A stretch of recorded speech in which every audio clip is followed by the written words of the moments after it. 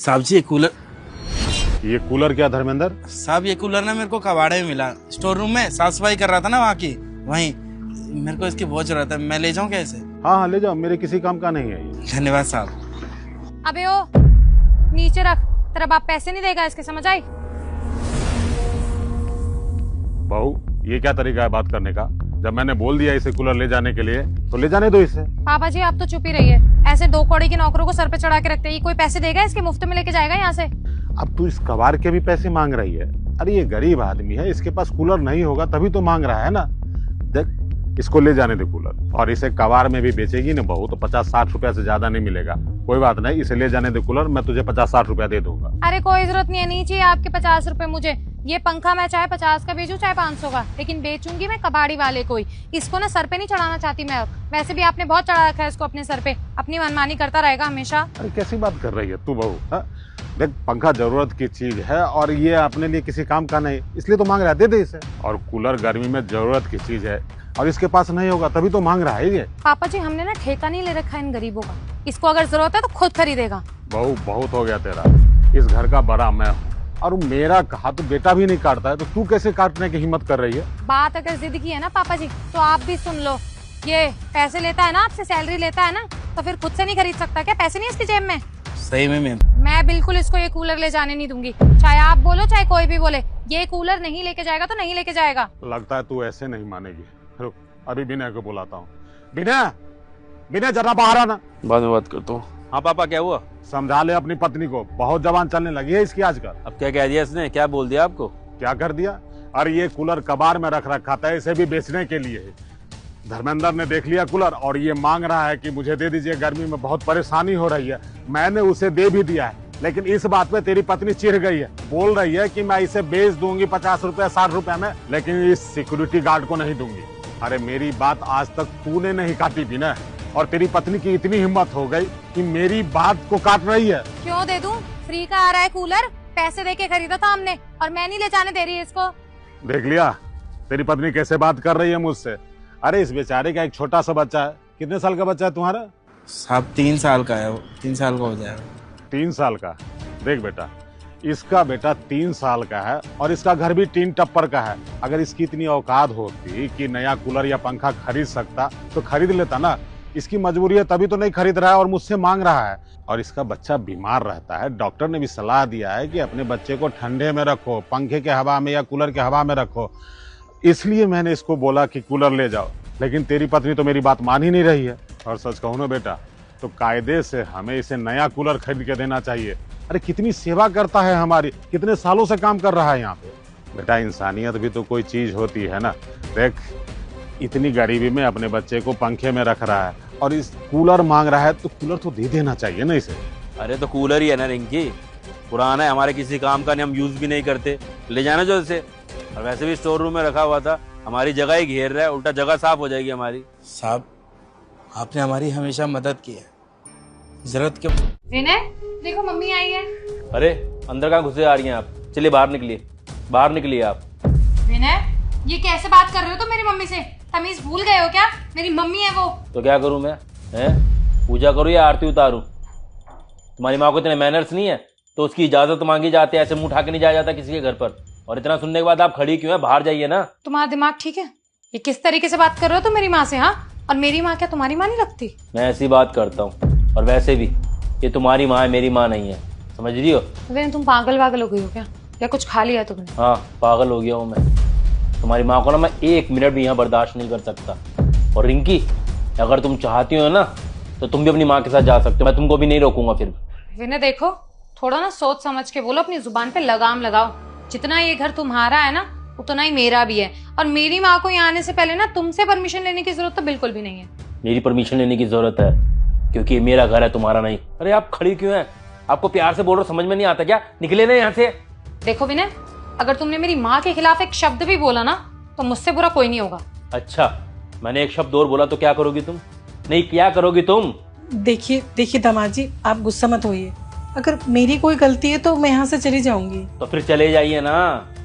इतनी देर से मैं भी तो यही बात बोल रहा हूँ कि आप यहाँ से चले जाइए, चाहती क्यों नहीं है आप?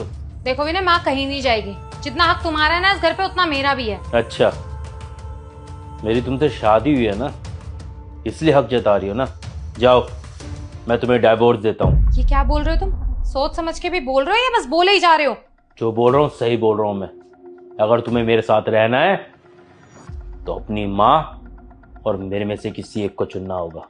दामाद जी, मुझे ऐसा लग रहा है कि मैंने यहाँ आके गलती की है। मैं यहाँ से चली जाऊंगी, लेकिन जाने से पहले मुझे बस ये बता दीजिए कि मेरा क्या कसूर है, मैंने क्या गलती की है। कसूर आपका नहीं है माँ जी, कसूर तो आपकी इस लाडली बेटी का है। ये क्या बोल रहे हो तुम? मैंने क्या कर दिया है ऐसा? अच्छा, याद नहीं आ रहा तुम्हें? मैं अभी याद दिलाता हूँ तुम्हें। रिंकी, वो पापा मम्मी आ रहे गाँव से, तुम एक काम करो, उनकी पसंद का ना खाना बना दो जल्दी से। क्यों, यहाँ क्या करने आ रहे बुड्ढा बुढ़िया? अरे कैसी बातें कर रही रिंकी तुम? एक माँ बाप अपने बेटे के घर में क्या करने आएंगे? अपने बेटे से मिलने ही तो आएंगे ना वो लोग। मैं नौकरानी हूँ? तुम्हारे माँ बाप का जब मन करेगा तब यहाँ पे मुंह उठा के आ जाएंगे और मैं बेवकूफ हूँ यहाँ पे छप्पन भोग बनाऊंगी उनके लिए? देखो रिंकी, ये ड्रामा करने की कोई जरूरत नहीं है।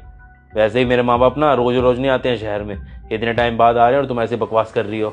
एक बात सुनो, अगर इतना ही शौक है ना तुम्हारे गवार माँ बाप को शहर में आने का, तो किसी धर्मशाला में रुकवा देना उनको। इस घर में पैर नहीं रखना चाहिए उनका। क्या तुम्हारे को शर्म नहीं आई बकवास करते हुए? अरे उनका बेटे का घर है शहर के अंदर, उसके बावजूद अपने माँ बाप को मैं धर्मशाला के अंदर रखूं? बकवास करने की जरूरत नहीं है। मम्मी पापा आ रहे हैं तो आ रहे हैं यहाँ पर। मैंने जो बोल दिया ना वो बोल दिया, और तुम भी मेरी बात को मान लो। अगर तुम्हारे माँ बाप इस घर के अंदर आ गए या मुझे दिख गए ना गली के बाहर भी, ऐसा बेइज्जत करूंगी ना कि पूरे शहर में आने से पहले भी उनकी आत्मा कांपेगी।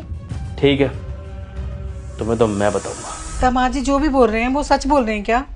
इतने टाइम बाद मेरे मम्मी पापा गांव से शहर आ रहे थे मुझसे मिलने के लिए। अरे पूछना अपनी लाडली बेटी से कैसे व्यवहार किया था इसने मेरे साथ। आपकी बेटी मुझे कहती है कि अपने माँ बाप को धर्मशाला छोड़ के आ जाओ। अरे इसे तो मुझे अपनी बीवी कहने में शर्म आती है। इसने अपनी बेशर्मी की सारी हदें पार कर दी है। माँ जी, आप जानती है ना मैं आपकी कितनी इज्जत करता हूं, लेकिन आपकी इस लड़की ने मुझे विवश कर दिया आपके साथ में आज ऐसा व्यवहार करने के लिए। माँ जी, मुझे माफ करना, मैंने आपके साथ में बहुत ज्यादा गलत व्यवहार किया, लेकिन क्या करूं, जब इंसान को यहां तकलीफ होती है ना, तो फिर वो इंसान ऐसे ही कोई ना कोई स्टेप लेता है जिससे सामने वाले को भी दर्द महसूस हो। मैं भी बस अपनी बीवी को दर्द का एहसास कराना चाहता था। मुझे जो तरीका सही लगा मैंने वही व्यवहार किया आपके साथ में। हो सके तो मुझे माफ कर देना। अगर तूने उनके साथ ऐसा किया है ना, तो दामाद जी ने भी बिल्कुल सही किया मेरे साथ इस तरह का व्यवहार करके। तू ऐसा सोच भी कैसे सकती है कि तू उनके माँ बाप की इज्जत नहीं करेगी, उन्हें घर से निकाल देगी और वो तेरी माँ की इज्जत करें? हाँ, क्या मैंने तुझे यही सिखाया था, यही सिखा के यहाँ भेजा था? मेरी परवरिश ऐसी नहीं हो सकती। तूने नाक कटवा दी ससुराल में यहाँ हमारी। शर्म आ रही है तुझे अपनी बेटी कहते हुए, और मेरी तो ना सच में तूने गर्दन झुका दी दामाद जी के सामने। मैं नजरें नहीं मिला पा रही हूँ उनसे कि ऐसी बेटी पैदा की है मैंने जो उनका घर तोड़ दिया जिसने आके। मुझे तो लगा था कि मेरी बेटी ने ससुराल में जाके उस घर को स्वर्ग बना दिया होगा। ये नहीं पता था कि इसने ये सब किया। कल को मुझे समधन जी मिलेंगी तो मैं कैसे नजरें मिलाऊंगी उनसे? क्या सोचेंगी वो मेरे बारे में? मैंने तो कभी सपने में भी नहीं सोचा था कि तू ऐसी निकलेगी। अगर तेरे माँ बाप तेरे हैं तो क्या उनके माँ बाप तेरे नहीं हैं? शादी के बाद कोई मेरा तेरा नहीं होता। शादी के बाद पति पत्नी के माँ बाप में कोई फर्क नहीं रह जाता। दोनों को इज्जत करनी चाहिए, दोनों पेरेंट्स की। और एक बात बता, कल को तेरे भैया भाभी मेरे साथ इस तरह का व्यवहार करें, मुझे घर से निकाल दे, तो कैसा लगेगा तुझे? अच्छा लगेगा? अरे भगवान का शुक्र मना कि तुझे इतना अच्छा परिवार मिला है, इतना अच्छा पति मिला है, और तू ऐसा कर रही है।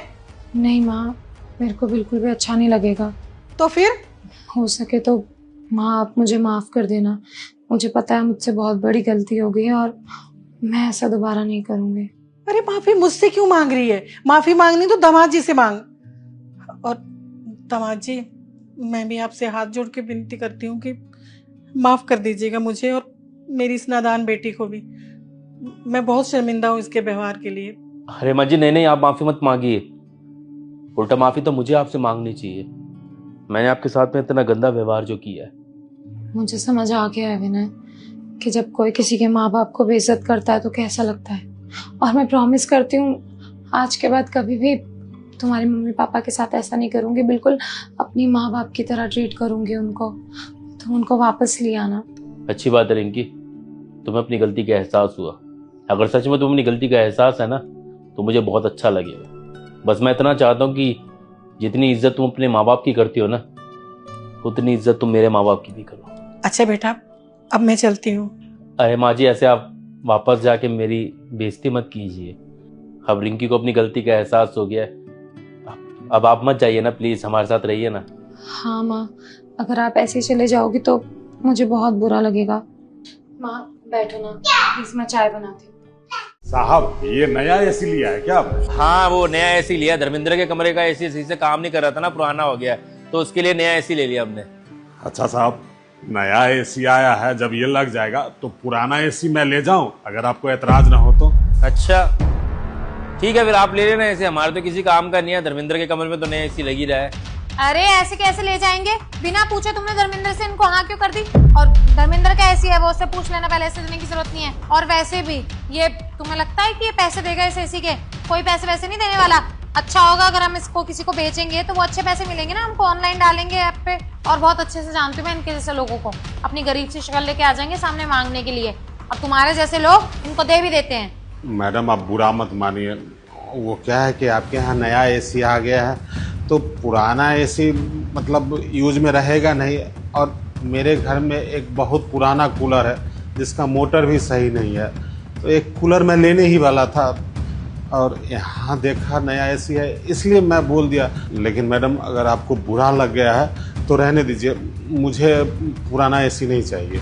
एक काम करो, आप ले जाओ काका, कुछ नहीं होता। अरे हद है विनय, जब मैंने कह दिया कि नहीं देना तब भी तुम दिए जा रहे हो जबरदस्ती। अरे हो सकता है धर्मेंद्र ने अपने किसी दोस्त या किसी से बात कर रखी हो सही पैसों में उसको देने की, और तू क्या यहाँ पे खड़े होके भीख मांग रहा है? चुपचाप चल निकल यहाँ से। काम करेगा नहीं, बस मांगने में सबसे आगे रहेगा। कैसे बात कर रही हो तुम? मैंने बोला ना धर्मेंद्र से मैं बात कर लूंगा, तुम बीच में मत पड़ो। रिंकी काका आप ले लेना एसी। एक काम करना, जब ये एसी इंस्टॉल हो जाएगा ना धर्मेंद्र के कमरे में, तो आप वो वाला एसी ले लेना। साहब आप मुझे पैसे बता दीजिए, कितने पैसे देने हैं, मैं दे दूंगा। अरे काका पैसों का क्या करना, छोड़ो, आप ऐसे ही ले जाना, पैसे भी जगह घेरेगा ही वो उतरने के बाद में। आपका बहुत बहुत शुक्रिया साहब, अब मैं ले जाऊंगा उसे। सही है, अब धर्मेंद्र को ना तुम खुद ही जवाब देना। लो आ भी गया। अरे क्या बात चल रही है एसी की है? देखो जरा धर्मेंद्र, कैसे तुम्हारा पुराना एसी ये काम वाले को दे रहे हैं और तुमसे एक बार पूछा भी नहीं, और पैसे भी नहीं ले रहे हैं, मुफ्त में दे रहे हैं। बोलो कुछ इनको। क्यों भैया, क्या सुन रहा हूँ मैं? हैं? मेरी एसी आप इस नौकर को दे रहे हो? अरे पागल वागल हो गए हो क्या आप? अरे अपना एसी बेच दूंगा मैं ऑनलाइन, कम से कम 8-10 हजार का तो बिकेगा, ये पैसे थोड़ी देगा इसके। अरे तो क्या हो गया, कबाड़ा एसी तो है, ठंडा ढंग से कर नहीं रहा था इसलिए दूसरा एसी लिया है, ले जाएंगे तो क्या हो जाएगा? बताओ भैया, इसको एसी देने की बात कर रहे हो?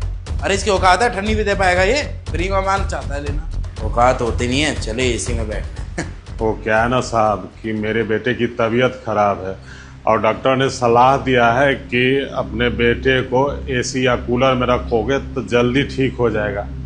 वो क्या है ना कि हमारे घर पे न छत टीन पतरा का है जिसमें गर्मी में बहुत गर्मी लगती है और इसके कारण उसकी बहुत तबीयत खराब रहती है, इसलिए तो मैं साहब से एसी मांग रहा था।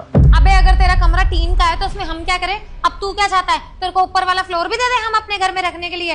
और तुम जैसे लोग पता नहीं कैसे से होते हो, एक तो हम अपने घर में रखते हैं तुम्हारे, हमारी वजह से तुम्हारी रोजी रोटी चलती है, और तुम हमारे ही घर पे नजर रखते हो, हमारे ही घर के सामान पे नजर रखते हो। शर्म नहीं आती तुम लोगों को?